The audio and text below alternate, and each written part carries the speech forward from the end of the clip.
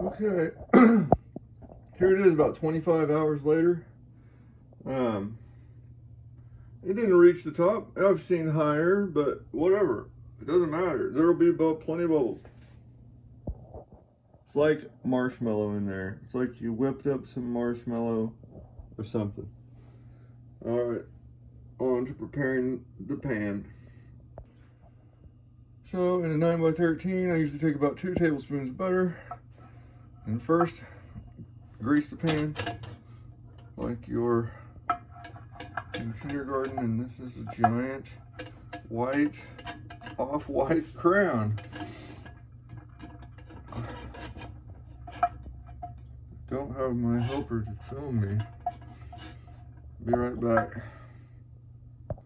Okay, so after your art project with the greasy crown is complete, I like to chop up this butter into chunks as best I can. I have a little bit extra butter here this time. I usually only use 2 tablespoons. This is about 3. May not use all of this. I'm going to chunk this out, distribute it somewhat evenly. So around every, bite of, like if you were to cut out a piece of this, it's not cake, but if you were to cut out a piece of bread in a square or something, I like to think that each square got about a little pat of butter,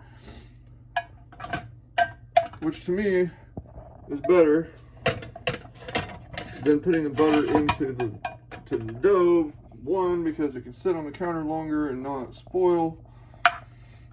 I don't know, and I'm too ignorant of bread processes to understand what that would even do to the bread if I did include the butter in to the mix, because I know other recipes do. I don't even know what that would do. I don't want my yeast to eat in the oil, though. I want it eating the gluten, and I want it to eat the... You know what? I'm going for 3 tablespoons of butter this time. I'm just looking butter hungry, and I don't feel like putting a tiny little piece back into the fridge. That is extra butter. It's gonna be extra good. But I still think that's great. For a whole 9x13 pan to only have 3 tablespoons of butter in it, that's pretty good. All right. Now we can take off the saran wrap, maybe.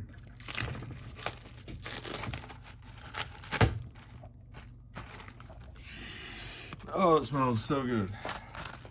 It's like the apples have started to ferment, and it smells like apple wine plus cinnamon plus bread farts. It's great.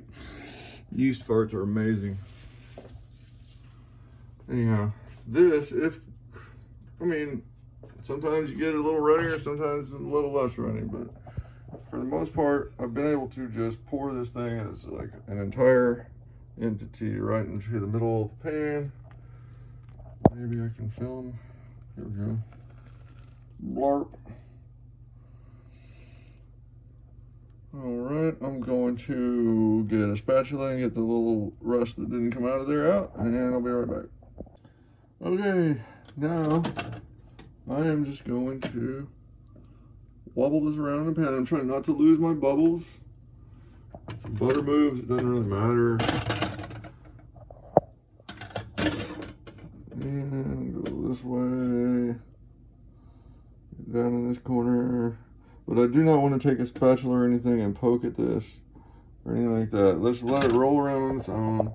It's going to lose a few bubbles. And we're now preheated.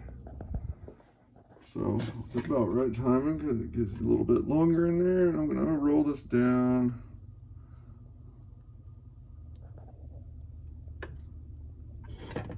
Until we get all the corners. Okay, now that I got it kind of rolled out there to the corners a little bit, I mean, it's a little short on that corner, but whatever, I don't really care. I want to dust this with some, once again, the brown sugar and cinnamon. This makes a nice crunchy little topping. If I get a big old chunk like that, I will just fix it. Yabba-dabba-doo. Okay, don't want to poke bubbles. Skimming. Can't open it with one hand though. And a little cinnamon.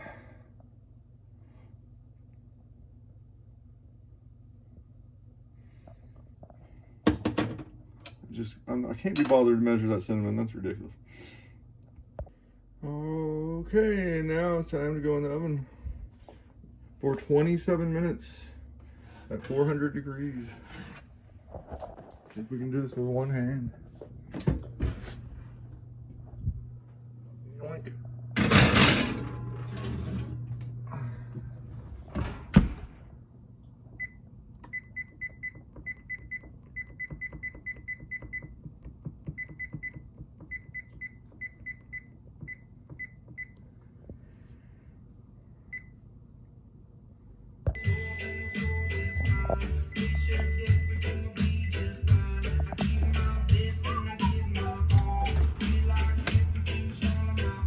Whoa.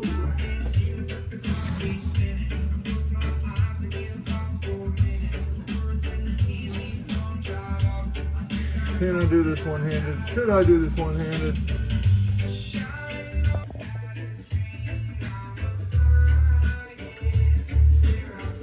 Just need to let it cool. Make a topping of your choice. Cream cheese, sugar, fruit. All done. Okay, I guess it wouldn't be an internet video if I didn't show you what the dough looked like. Would really make me go into a mad fury at the end of the video if I didn't get to see. So, pops right off the bottom because all of the wonderful butter.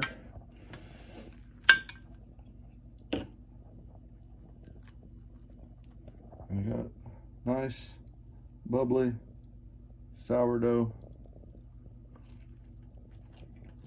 Amazing. You could use this for pizza. Eat it like a cake with frosting on it. Kind of like an apple fritter. Kind of like funnel cake, but none really match the description. It's just very edible. It's a prebiotic in the list with kimchi. So I can eat a whole one of these throughout the day. No ill effects. Anyhow, there's my sourdough.